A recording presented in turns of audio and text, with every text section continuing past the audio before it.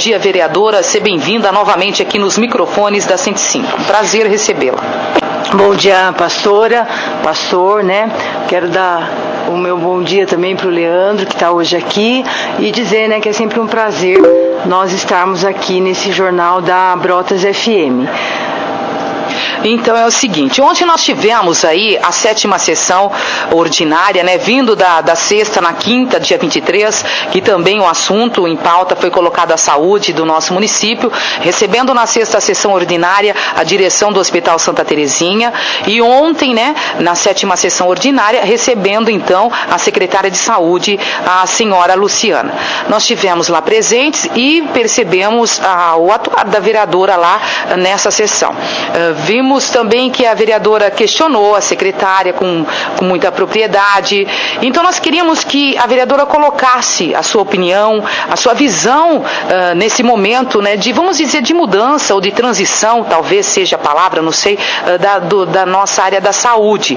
Então eu gostaria que a senhora ficasse à vontade, e não teremos uma regra de assunto, mas aquilo que for chamando o outro, a gente vai assim fazer, para que a nossa população, como tem nos recebido tão bem através do rádio lá do outro lado, possa entender com clareza o que está acontecendo hoje aqui. São convidados, né, falando da 7ª sessão ordinária, que o tema foi saúde municipal, pública do nosso município, municipal do nosso município.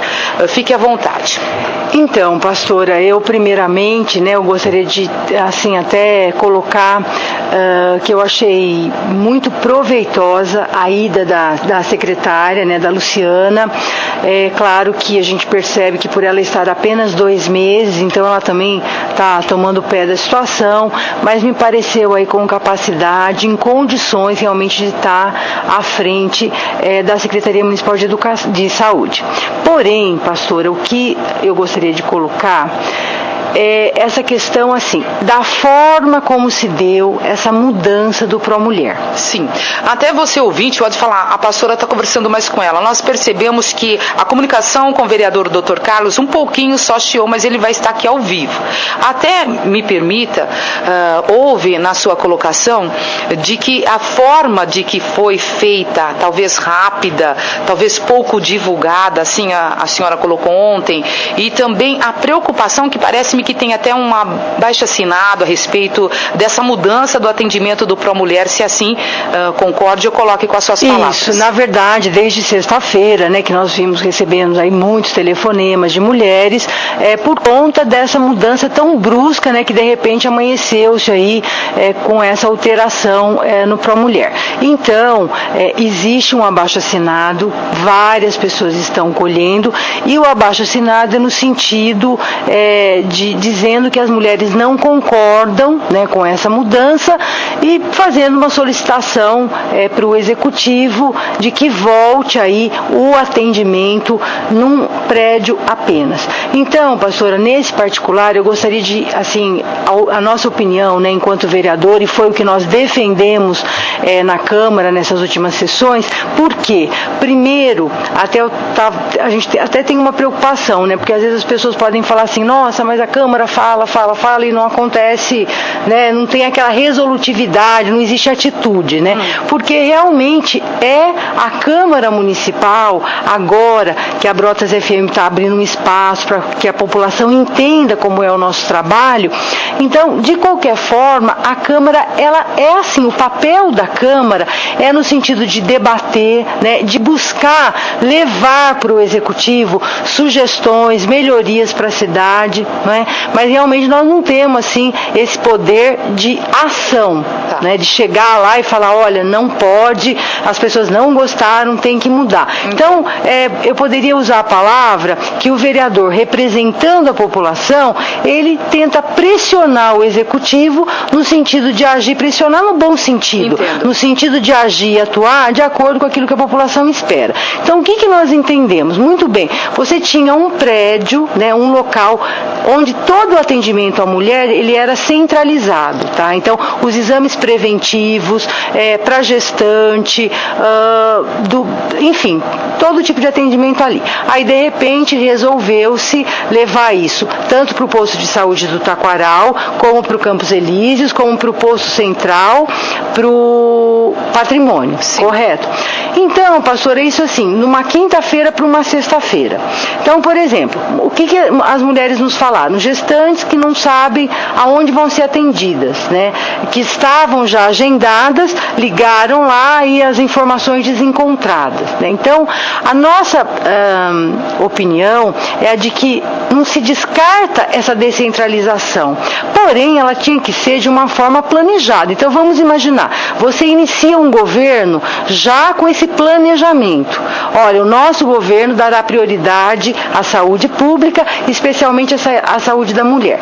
Por conta disso, em cada posto de saúde, nós vamos trabalhar, fazer uma ampliação, um anexo, né? E cada posto de saúde vai ter o seu atendimento especializado à mulher. Porque aí, as mulheres que moram na região do Taquaral, Lagoa Dourada, Jardim Modelo, CDHU, vão ser atendidas no Taquaral.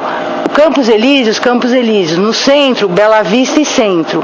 Mas assim, um prédio adaptado para esse atendimento, porque a nossa preocupação passou a ser assim, por exemplo, uma gestante. A gente sabe, nós somos mães, já ficamos grávidas. Então você sabe que a gestante, ela é um momento de fragilidade, quer dizer, você tem doenças que você tem que evitar, é perigoso para a criança, uma série de coisas. Aí um posto de saúde, né, quando você só transfere o atendimento, mas sem um espaço físico adequado, então, por exemplo, essa gestante, ela vai estar em contato, um exemplo, uma pessoa que está com pneumonia, né, ou sei lá, outra doença. Então, eu acho que você está colocando em risco, certo, o atendimento, no caso, àquela gestante. Então, eu não sou contra, eu acho, inclusive, que é uma sofisticação, essa questão da pessoa ser atendida próximo de casa. Aliás, eu acho que isso é uma visão moderna, sim, porque você tem escola, você tem a creche, você tem o posto de saúde e pode perfeitamente ter esse atendimento especializado para as mulheres. Porém, dentro de um planejamento, pastora, aonde haja primeiro a preocupação com o espaço físico e não de repente muda tudo, né? E outra coisa, também uma programação de aviso a essas mulheres, né? Então, por exemplo, 3 meses antes você iniciar um trabalho, né? Então a gestante está passando lá, olha, a partir da sua próxima consulta, você já se dirige ao posto lá do seu bairro, certo? Que você já vai ser atendida lá. Então, alguma coisa, pastora, que ofereça segurança, porque o que para mim vem chamando a atenção em algumas situações que vem ocorrendo hoje em Brotas, é a falta de segurança das pessoas. Não é segurança de polícia. Entendo. Segurança, assim, todo mundo, para a gente se sentir mais seguro, a rotina é importante. Você acordar e saber mais ou menos como é que vai ser a sua vida, isso é um fator que traz segurança para o ser humano.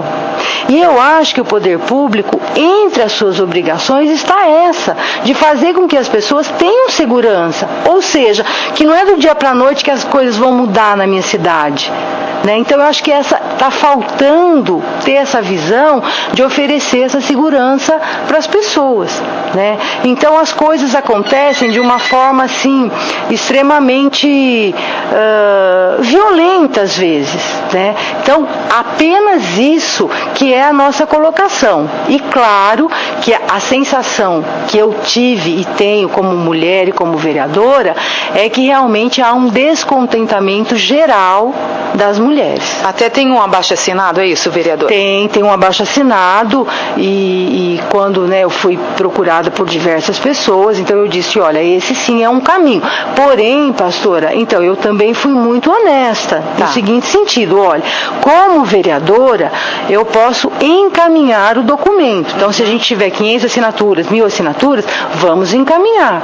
Né? Porém, a gente não vai poder obrigar a prefeitura a rever. Inclusive, ontem você estava lá, foi até uma colocação que eu fiz. Foi. Olha, talvez seja o caso da prefeitura rever essa decisão, voltar, né, esse atendimento especializado e com calma, com tempo, né, sem essa violência, essa coisa assim do dia para a noite, aos poucos, então, fazendo essa alteração. Mas eu particularmente acho que a população interessada, que é a de mulheres, ela deveria ser ouvida nesse caso. Por quê, pastora? Porque a secretária colocou ontem um dado técnico que vem havendo uma diminuição, né, nos índices. Ela disse que não tinha todos os números, mas citou, por exemplo, a questão do Papa Nicolau, né, que então em 2007 havia uma porcentagem X de mulheres que faziam um exame preventivo e no decorrer dos anos esse índice foi caindo. Eu vejo assim, não é o fato de você ter um posto de saúde na porta da sua casa que vai fazer com que você faça exame preventivo.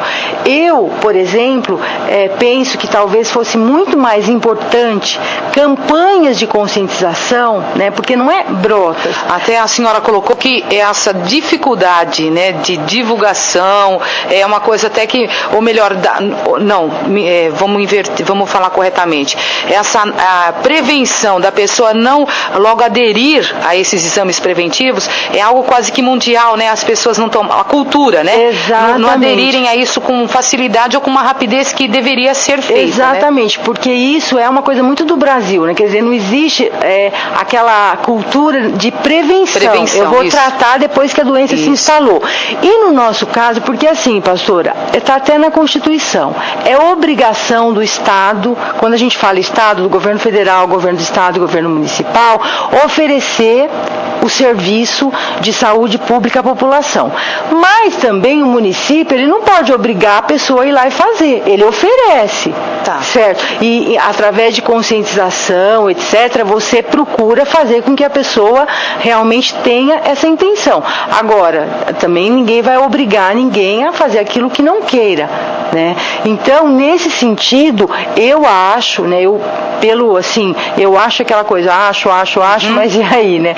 Mas assim, o que a gente vê que talvez fosse interessante se investir em campanhas de conscientização, porque no nosso caso aí, a questão financeira, a questão do dinheiro público, que é um dinheiro de todos, é muito mais barato você ter uma política de saúde que previne doenças do que uma política de saúde que trata doenças, porque prevenir é muito mais barato do que tratar, né? Então eu acho que o município deve ser o primeiro interessado, né, em fazer com que realmente toda a população, e nesse caso nós estamos falando aqui de saúde preventiva de mulher, sim, que compareça. Aí nos surgiu uma outra preocupação que a secretária colocou, que isso é média complexidade. Mas essa questão de média complexidade, baixa, alta, a população não quer saber disso, ela quer saber se ela vai ter o serviço, né? Então se eu falar assim, preocupação da população o ultrassom ou o mamógrafo é média complexidade. Bom, mas para a mulher que está ouvindo a gente, daí? Eu gostaria de fazer a minha mamografia, né, para garantir que eu não possa ter o câncer de mama. Então eu vejo que às vezes a gente tem que tomar cuidado, porque se fala muito para ter certeza que a população está entendendo o que a gente está falando. Porque eu fiquei muito preocupada, pastora, porque olha, nós tivemos lá a diretoria do hospital e foi tanta coisa falada e muita gente falou que não entendeu, né? Então... Você teve essa receptividade, então, da sexta sessão? Isso, que assim, por exemplo, não houve um entendimento do que ia acontecer. Então, por exemplo, no caso do pronto-socorro, quer dizer, a população não fica com aquela preocupação, mas a diretoria técnica, a diretoria administrativa, a diretoria clínica, não. O que a pessoa fica pensando? Meu Deus, mas se está acontecendo isso, se me der uma dor de barriga 2 horas da manhã, o que eu faço? É isso que a população quer saber. Você é atendido? Você é medicado? Então você fica lá precisa de uma internação, você é internado? Isso. Então você fica lá falando 3 horas, uma explicação. Não, mas eu acho que a população ela quer uma resposta objetiva. Olha, se no dia 31 de março encerrar esse contrato da prefeitura com o hospital, para onde eu vou de madrugada? Eu vou continuar indo no hospital, eu vou no posto de saúde do Taquaral, no Campos Elíseos. Então eu acho que essa resposta que precisa ser dada. E ontem ainda surgiu mais uma dúvida, que foi a seguinte questão: se a prefeitura encerrar esse contrato com o hospital, certo? E o hospital não quiser mais conveniar o SUS, primeiro, o hospital teria autonomia para isso? O hospital pode chegar e falar, não quero mais ser SUS, certo? Nesse caso, aí a prefeitura então ela é obrigada a ela conveniar com o SUS, mas daí vai conveniar se não tem um hospital municipal? E um hospital municipal você não constrói do dia para a noite, né? Então, sabe o que eu fico pensando, pastora? Se eu tô com essa dúvida, eu fico pensando aquele morador, né? Que trabalha que não tá